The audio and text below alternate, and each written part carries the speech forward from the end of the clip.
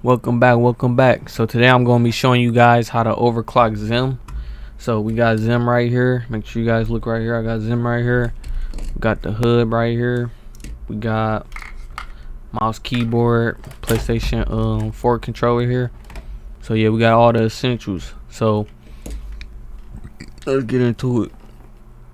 First things first, you want to go online and you want to search Lord of Mice overclock. That's what you want to search, Lord of Mice overclock. So once you search that, you'll see some things pop up here, maybe some videos, but down here should be a link. Usually this little blue image here goes to the link. You can click on that, Lord of Mice overclock, and here you'll see two download files. You can download either one of these, but I don't use Windows 11, so I download this one. So I download this one, and you want to just hit download. It'll be in your downloads up here. Hold up, you guys can't see that. It'll be in your downloads over there. I already downloaded it, so I have no need to download it again. Once you download it, you'll see a folder saying these right here, HID USBF zip. You'll see that. Open that up, and you'll see these files in there.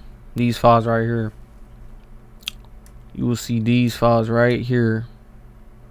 This is my overclock folder. I basically took the files out. It's in a zip folder, so I took them out, put them in this folder. But you'll see these files right here. What you want to do is open it, go into driver, and this is how you open up the setup. So you hit this setup, and then you hit yes, and boom. So this is the software you guys are going to use to overclock your XIM Apex, or should I say your controller. You do not want to overclock XIM Apex. You want to overclock the controller only. So the best way to do that is to come in here. As you can see, you got a couple different selections here. Keyboard, now this shows those peripherals. I personally just click all. Now while we're on here, we will see a couple of devices I already have plugged in, like the cameras, microphones, other mouses and keyboards, but I'm going to be singling out the XIM and devices. So first things first, you want to do, you probably want to take your controller first. You want to take your controller first and plug it into your PC, and it should pop up on this list. As you can see here, it's on the list. Hold on. So as you can see here, it popped up on the list. Let's just do it again. Boom.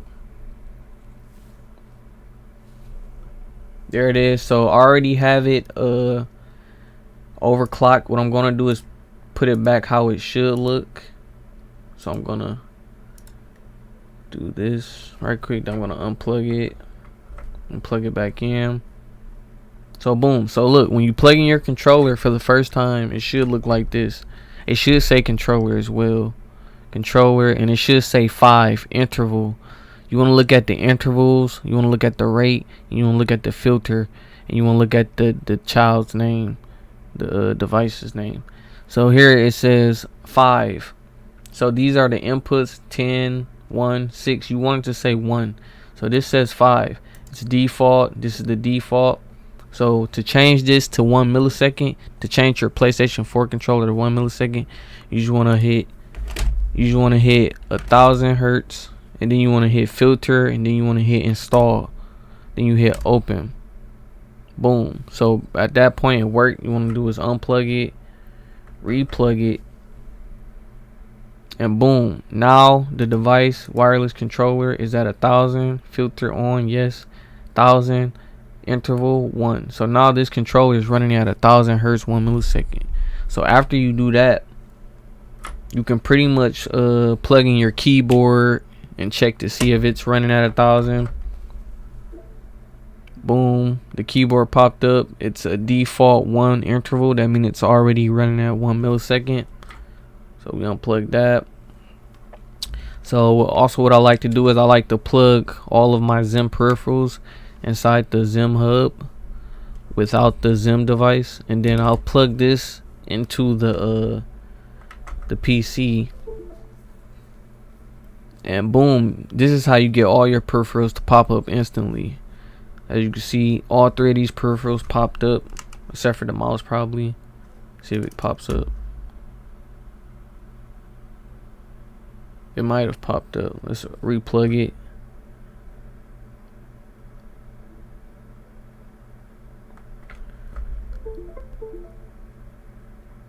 So bam, all 3 devices popped up, and all of them are at 1. So that is a good.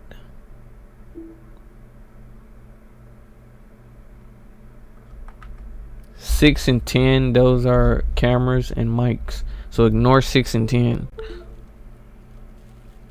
See, as you see, the 3 devices here popped up.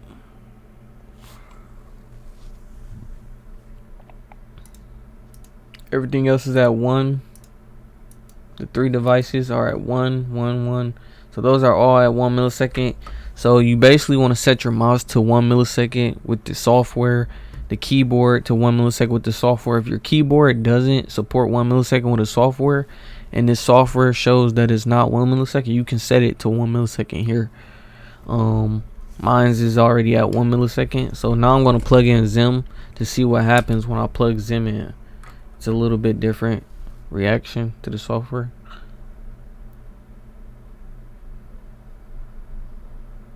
Now, as you can see, XIM pops up as the controller again, and it's considered to be at the rate and filter interval of 1. But sometimes this will pop up as 1 through 5. So let's go here.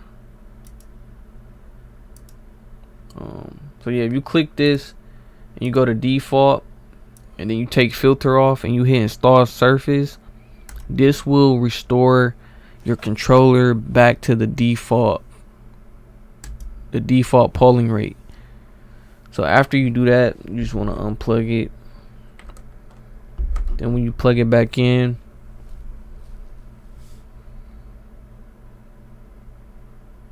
boom, you'll see 1 through 5. Now as you can see, the interval is 1 through 5.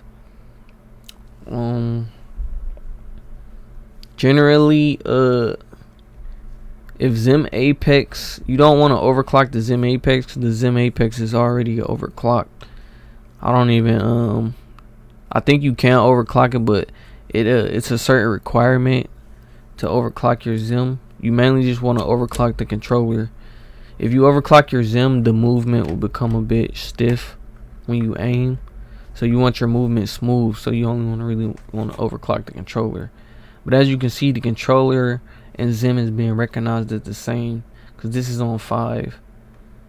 That's why it says 1 through 5. So, but if we turn this back to 1000, filter, install service, then we unplug it, plug it back in, boom, 1000, yes, 1. That means it's at 1 millisecond, and plug in the XIM again. It should say the same thing as that controller. 1 millisecond, okay. So that seems to be working. Let's just open the game and see how it feels in game.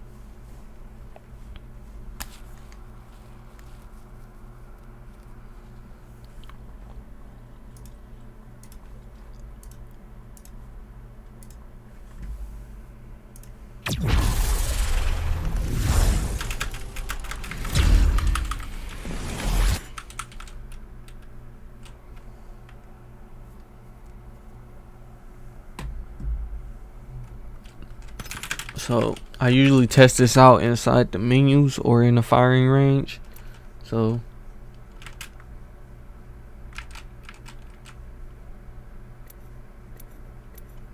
it's hard to tell right there in the menu sometimes, but in the firing range you can definitely get a feel for it. I can with my setups. I can definitely get a feel for how responsive it is in the firing range.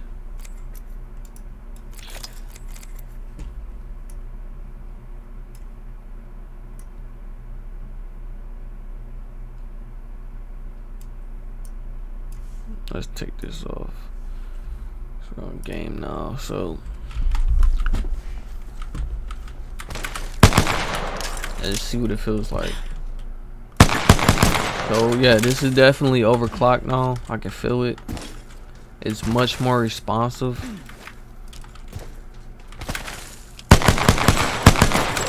So you definitely want to make sure that controller is overclocked.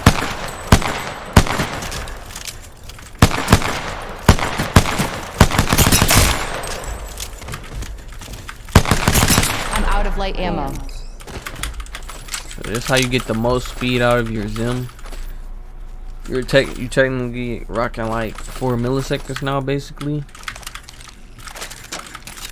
I don't use any softwares to test it or anything because I can feel the difference.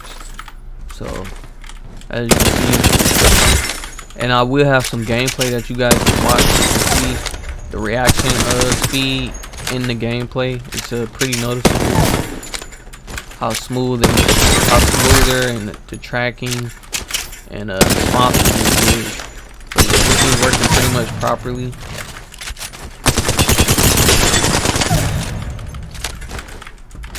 I have no complaints really. See how it feels. Feels pretty good, pretty responsive, accurate, fast. Feels like less aim assist, but it's still aim assist. It's just everything is more responsive. But if you watch the video, you'll see that you can actually switch from target to target even better. Now you have more responsiveness. It's almost like less aim assist while still having aim assist. It's like a light aim assist. It's really cool actually that it feels like good. Only wish I could increase the speed even more.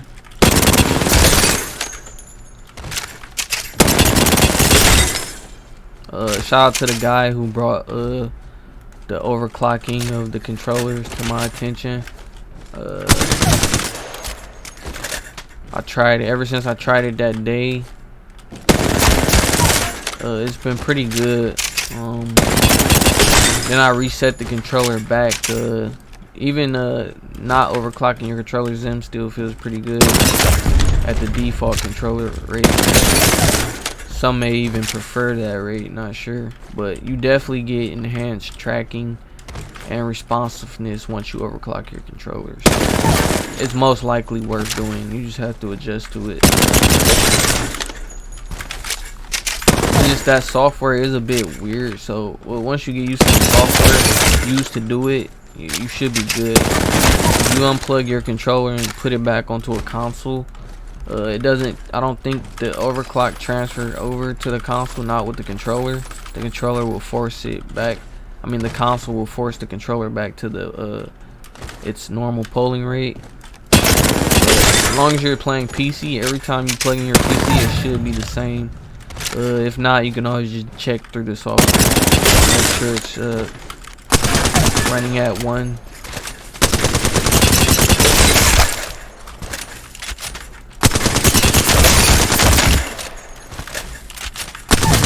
So if you guys plug in XIM and the software says that it's I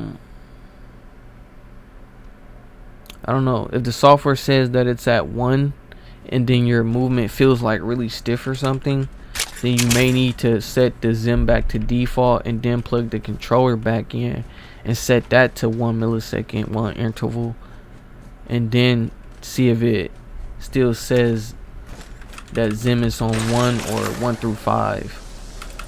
You have to check it like that, but it seems to be working. The aim's smooth and responsive. It's pretty good. I've been getting some crazy accurate snipes. Like that response time is crazy. Like you can make those small adjustments and just hit those shots.